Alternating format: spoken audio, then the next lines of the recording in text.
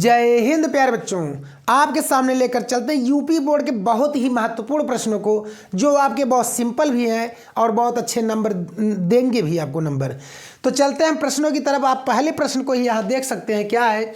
यदि समीकरण 2x² + 4x - 6 के बराबर 0 के मूल बराबर हैं तो कह रहा है के का मान बताइए।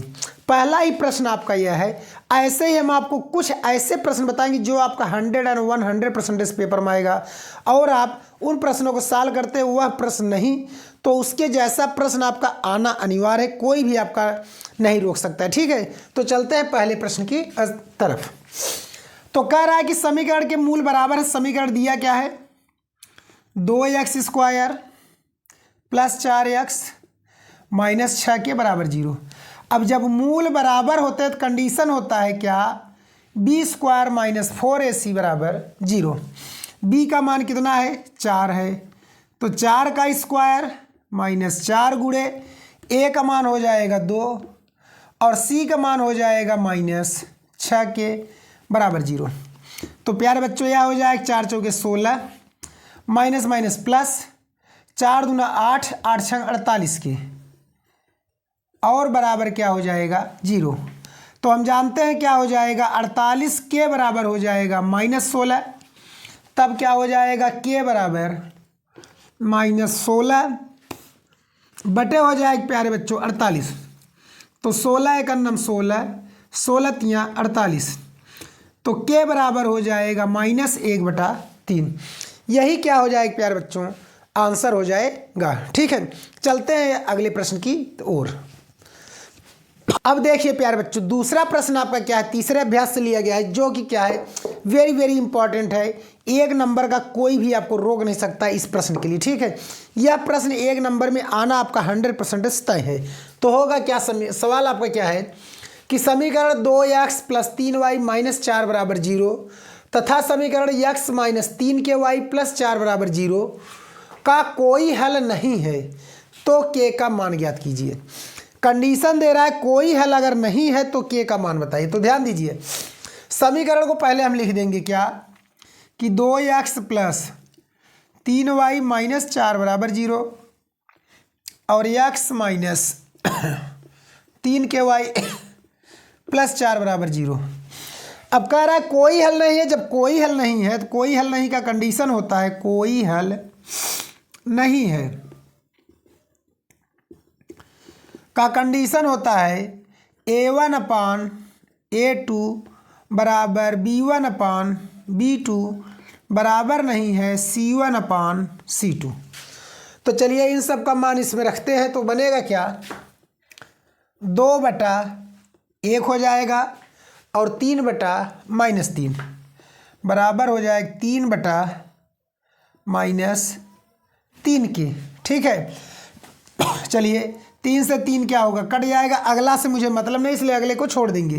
3 से 3 काट देंगे तो बचेगा -के का गुणा करेंगे तो आ जाएगा आपका 2 के। ठीक है, -2 के आ जाएगा बराबर हो जाएगी 1, तो के बराबर हो जाएगा -1/2। यही आपका क्या हो जाएगा? आंसर हो जाएगा। अब अगला सवाल आपका कह रहा है मेरे प्यारे बच्चों क्या कि यदि tan थीटा बराबर 4/3 तो sin² theta + sec² theta - cot² theta का मान होगा। बहुत ही आपका क्या है? बेहतरीन प्रश्न है, बहुत ही बेहतरीन प्रश्न है। तो क्या होगा? ध्यान दीजिए। तो चलिए पहले हम क्या करेंगे, इसको लिखेंगे हल। यहाँ लिखेंगे हम tan थीटा बराबर क्या है आपका? 4/3। पाइथागोरस प्रमेय से एक हम क्या करेंगे? त्रिभुज बना लेंगे। एक त्रिभुज बनाएंगे, नाम दे देते हैं ABC और इस कोण को नाम दे देते हैं हम थीटा। तो tan बराबर होता क्या है? लंब बटा आधार। लंब का मान 4, आधार का मान 3। तो चलिए कर्ण का मान निकालना है तो लिखेंगे कर्ण बराबर होता है आपका √ लंब का वर्ग प्लस आधार का वर्ग। तो लंब का मान हो जाएगा 4, 4 का वर्ग प्लस 3 का वर्ग।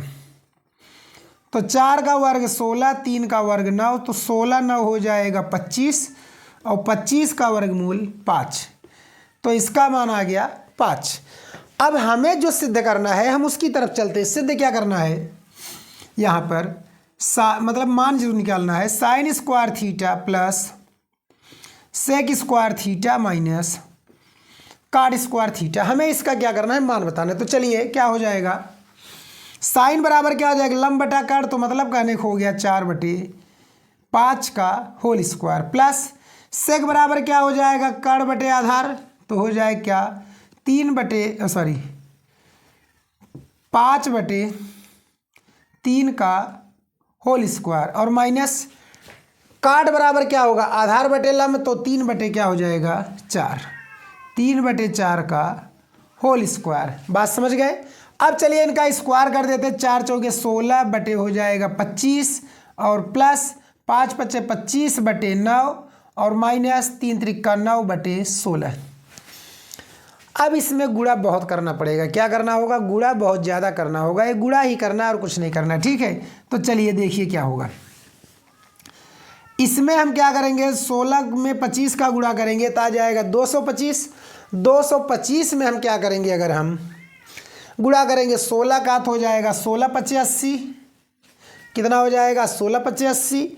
और इसके बाद आपका हासिल लग गया 8, 16 दूना 32, 8 40, फिर हासिल लग जाएगा आपका 4, 16 दूना 32, 32 और कितना हो जाएगा 4, 36, तो आ जाएगा लास्ट 3600। अब 25 इसको काटेंगे तो 16 9 144, 144 में 16 का गुणा करना होगा, तो आ जाएगा क्या, 16 गुणा करेंगे तो आ जाएगा, चलिए कितना आएगा, 144 में गुणा करना है। 144 मतलब 16 चौका 64, हासिल लग गया 6, फिर 16 चौका 64, 64 6 70, हासिल लग गया आपका 7, फिर 16 का नाम 16, 16 7 23, प्लस 9 से काटेंगे तो 16 गुणा 9 करेंगे, जितना आएगा उसमें 25 का गुणा करना होगा। चलिए 25 25 साम में हो जाएगा 625, 625 में किसका गुणा कर दे, 16 का। तो 16 का गुणा जब 625 में करेंगे तो 625 में 16 का, तो 16 पचे बन जाएगा कितना 80, हासिल लग गया 8, 16 दूना 32, 8 40, हासिल लग गया कितना फिर 4, 16 पचे 80, 16 छक्का 96, 96 में 4 जोड़ देंगे तो 100, ठीक है, कितना हो गया 100। अब चलिए 16 से काटेंगे तो कितना हो जाएगा, 25 9 225।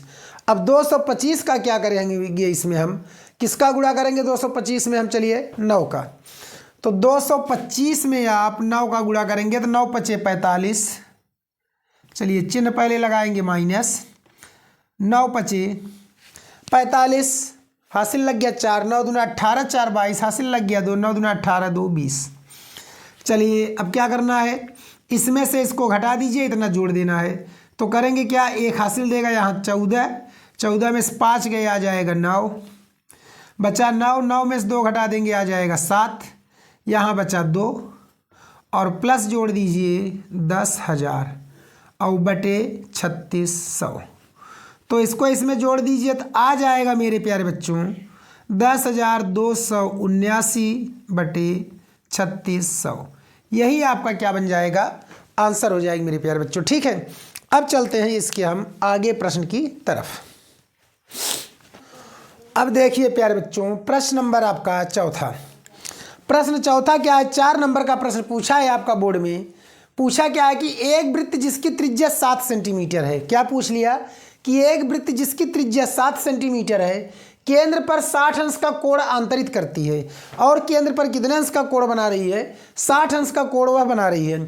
तो त्रिज्य खंड का क्षेत्रफल ज्ञात कीजिए। तो मतलब क्या होगा, त्रिज्य खंड का क्षेत्रफल बताना है। तो चलिए हम सबसे पहले क्या करते हैं, चित्र बना देते हैं।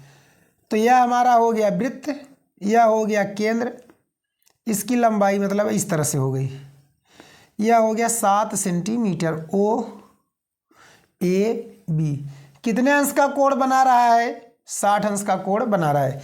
तो लिखेंगे क्या, दिया है, क्या दिया है, थीटा बराबर कितना 60 अंश, और त्रिज्या आर बराबर कितना 7 सेंटीमीटर। अब त्रिज्य खंड का क्षेत्रफल कह रहा है तो बस फार्मूला रख दीजिए। तो लिखेंगे क्या,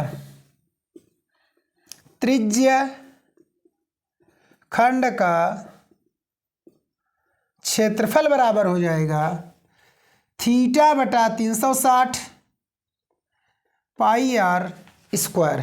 ठीक है, तो होगा क्या मेरे प्यारे बच्चों, थीटा का मान हो जाएगा 60 बटे 360, पाई का मान 22 बटे 7 और आर का मान 7 गुणे 7।